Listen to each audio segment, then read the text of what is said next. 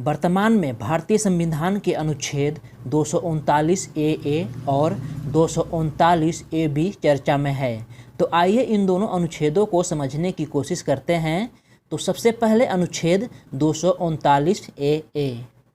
इसके तहत दिल्ली संघ राज्य क्षेत्र को राष्ट्रीय राजधानी क्षेत्र एनसीटी ऑफ दिल्ली कहा जाता है और इसके प्रशासक उपराज्यपाल हैं। दिल्ली की स्थिति अन्य राज्यों या केंद्र शासित क्षेत्र से अलग है। केंद्र शासित क्षेत्र होते हुए भी दिल्ली की अपनी विधानसभा है, जहां अन्य राज्यों की तरह सुरक्षित सीटों का प्रावधान है। विधायकों का चुनाव सीधे जनता करती है। दूसरे राज्यों की तरह दिल्ली में भी मुख्यमंत्री और मंत्रिमंडल का प्रावधान किया गया है, जो विधानसभा के लिए सामूहिक रूप से जिम्मेदार होते हैं। दिल्ली में चुनाव कराने की जिम्मेदारी निर्वाचन आयोग के पास है।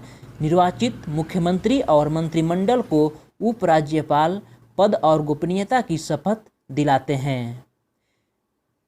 दिल्ली के उपराज्यपाल के पास अन्य राज्यपालों की तुलना में अधिक शक्तियां हैं। दूसरे राज्यों की तरह दिल्ली के पास पुलिस, कानून व्यवस्था और भूमि व्यवस्था संबंधी अधिकार नहीं हैं। वह इनसे जुड़े कानून नहीं बना सकती है। ये तीनों अधिकार केंद्र सरकार के पास है। केंद्र और दिल्ली की सरकार अगर किसी एक मुद्दे पर कानून बनाती है तो केंद्र का कानून क्षेत्र में लागू होता है। केंद्र और दिल्ली की सरकार अगर किसी एक मुद्दे पर कानून बनाती है तो केंद्र का कानून क्षेत्र में लागू होता है। अगर सरकार और उपराज्यपाल के बीच में कोई मतभेद होते हैं तो उपराज्यपाल राष्ट्रपति के पास मामला भेज सकते हैं। इमरजेंसी की स्थिति में उपराज्यपाल फैसले ले सकते हैं। तो आइए एक बार फिर से 239 ए को समझते हैं। इसके तहत दिल्ली संघ राज्य क्षेत्र को राष्ट्रीय राजधानी क्षेत्र एनसीटी ऑफ दिल्ली कहा गया है और इसके प्रशासक उपराज्यपाल हैं। दिल्ली की स्थिति अन्य राज्यों या केंद्र शासित क्षेत्र से अलग है।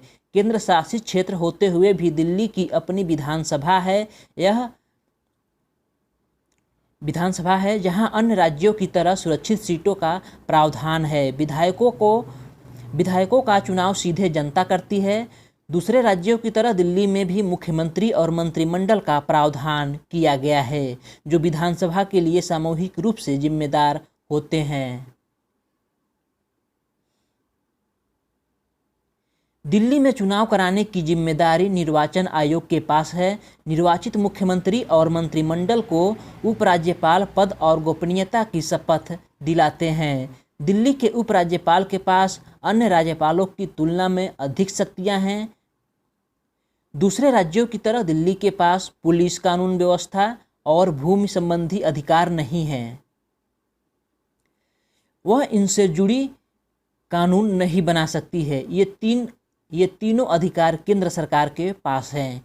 केंद्र और दिल्ली की सरकार अगर किसी एक मुद्दे पर कानून बनाती है तो केंद्र का कानून क्षेत्र में लागू होगा।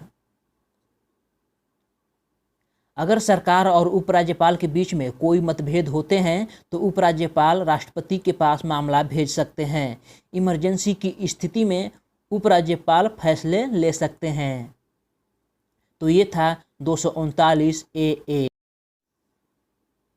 आइए अब अनुच्छेद 239 ए बी जानते हैं। यह इमरजेंसी की स्थिति में लागू होता है। अनुच्छेद 239 ए बी यह इमरजेंसी की स्थिति में लागू होता है। अगर मंत्रिमंडल सरकार नहीं चला पा रहा है तो उपराज्यपाल राष्ट्रपति को इमरजेंसी लगाने की सिफारिश कर सकता है। तो अनुच्छेद 239 ए बी में बस इतना ही था। आशा करता हूँ आपको समझ में आ गया होगा।